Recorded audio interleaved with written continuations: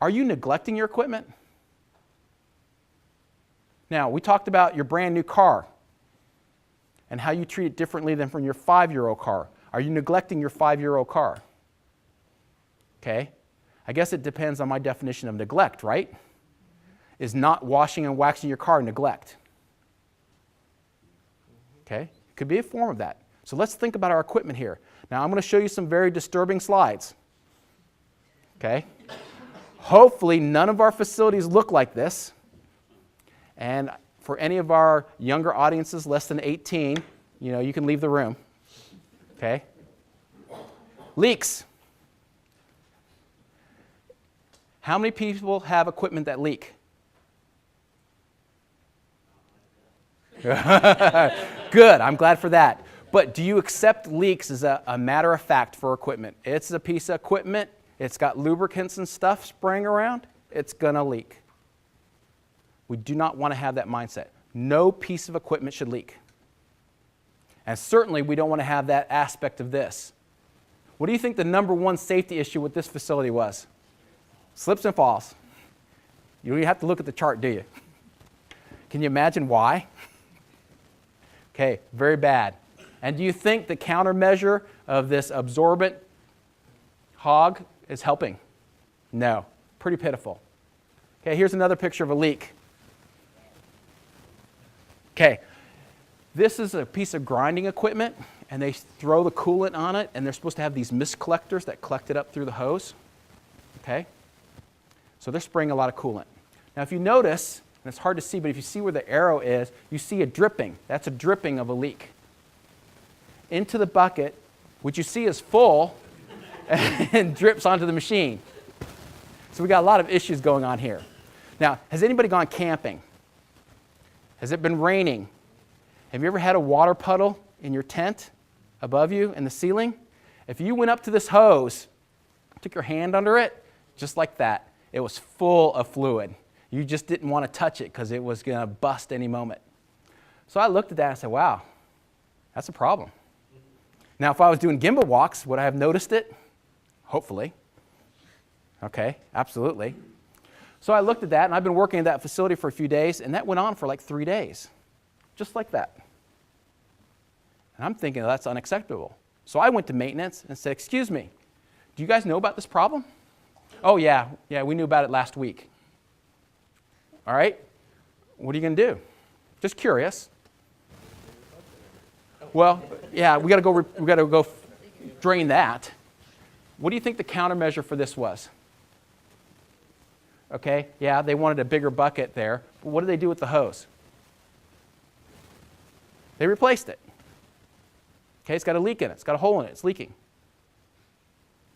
Okay, for you guys that are really good, what's going to happen a few months from now? It's going to fill back up because did we ask the 5 whys and get to the root cause? No, we got to the symptom of it. And if you would have known before, their whole system on the mister, they had ganged these up so they were going to one mister, and the mister was overloaded. So it wasn't able to pull the mist out. So it wasn't going to work. So they had to come up with something different. It had just been a temporary fix. So now we had to get them to see, let's solve the problem so it doesn't happen again. Let's look at what our mist collection system is supposed to do. What's it rated for? What are we going to do differently instead of just replace the hose? Okay, here's a dirty air filter. When do you think the last time that was changed or cleaned? You don't even have to look at a report for that one, do you? How about this filter? Good shape or bad shape? Okay, look at those fans.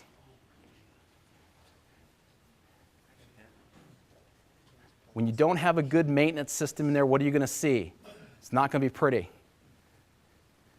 Okay, here's a keypad on one of the CNC pieces of equipment that the operator had to use every single day and do setups. Are we making their jobs easier and better? Now, they did attempt to write in magic marker a couple of the numbers there, but I asked the operator how you knew. Well, I memorized it. And, I look. Is that a good system? So are we making jobs easier and better for operators? No, we should have replaced that keypad. There should be no excuse for having controls you don't know what they are. Piece of equipment were broken. This was a cover over a vibratory bowl that was really loud. So they put the cover on it to prevent noise, and it broke. So now we have a broken piece of equipment, something could get cut on and still was loud. Broken windshields on the piece of equipment. You see lubricant flying there, causing more leaks. This is the gauge table where they do their quality checks. Kind of a hole in the table, huh? Yeah, fit it through there. So looking at this company, knowing this is quality equipment that they're checking, how good do you think the quality of their pieces are? I'd question it. Here's one, poorly directed exhaust. So they're taking an exhaust from this motor, it's going up through this hose, and it's spraying right onto the equipment. And here's a worse one. They don't even have the hose, and it coming straight down onto the equipment. People here worked every single day, 2 shifts in this kind of environment. So I say that they're actually neglecting their equipment. What do you think? Okay. Now, does anybody have a facility that bad? Thank goodness. Okay. But now look at how we do. Don't sit back and say, well, gosh, Mike, our plant's not that bad, so we're doing pretty good. Look at how you view your equipment. Are you actually neglecting it? Are you forcing it into extinction? Are you actually forcing the deterioration of your equipment ahead of time? That's what you need to look at. And we certainly don't want to have our equipment looking like that. One of the things you're going to need to look at, there's been studies on this, but the major causes of breakdown, usually contamination and lack of lubrication cause 75% of the breakdowns. So what kind of system do you have in place to make sure that your lubrication is properly done with the proper lubricants at the proper times?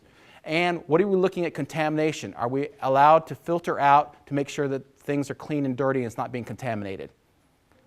Focus on those 2 things first. What kind of system you have, you're probably going to make a big impact on your machine uptime just with those 2 items. Quiz. Name 3 things wrong. There's probably more, but name a couple. Name one. They got the absorbent pad there instead of solving what the problem is for the leaking. Push buttons are not labeled. So you don't know what they are? You don't know what's behind the pad? Don't know what's behind the pad, so things are hidden. Filthy. Oh, it's filthy. Yes, that is a really filthy piece of equipment. And there's probably more there. Yeah, the guarding. Yep. Now, I've got a question for you. Anyone who operates a power press, what should you have for an emergency? Okay, where's the emergency stop? Okay, if you look all the way to the far side, you can see a red button back there in the upper left-hand corner. Now, this was a 2-person operation. There's a person on the front and the back. So legally, what do you need to have? 2 e-stops. Yes, there is an e-stop on this side. Which one is it?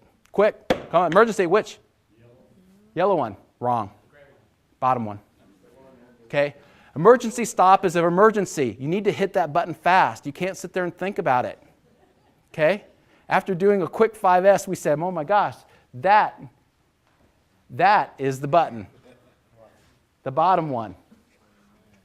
It was so coked with dirt and grime, it was brown. You couldn't see the red. If there was an emergency, when you did the 5 Ys and someone lost a limb, hopefully we don't ever have that, but can you say that what the problem was and could we have prevented that? I couldn't live with myself if we did that. That we actually hurt someone because of our neglect. So the first thing we did is started the 5S there, started cleaning the machine. That's usually the very first thing you do with TPM is a cleaning. And there's a deeper meaning that cleaning we'll get to, but cleaning the machine is one of the first priorities that you got to do. Now we have to have a culture in our shift in our companies. A lot of times we don't have time to study it, just fix it. How many people have a culture like that? We don't really need to get to the root cause. Just fix it, get that machine up and running again. We got an order to get out. We get lured into that. We've been doing it this way for 20 years. You can fill in the blank with how many years you want to do it with no changes. Why should we change now? And we can't afford to prevent problems or fix it all now. We're just going to delay and push off as long as possible. We don't have the money in the budget. Are those things that we normally hear in our processes? Well, we need to change some of that.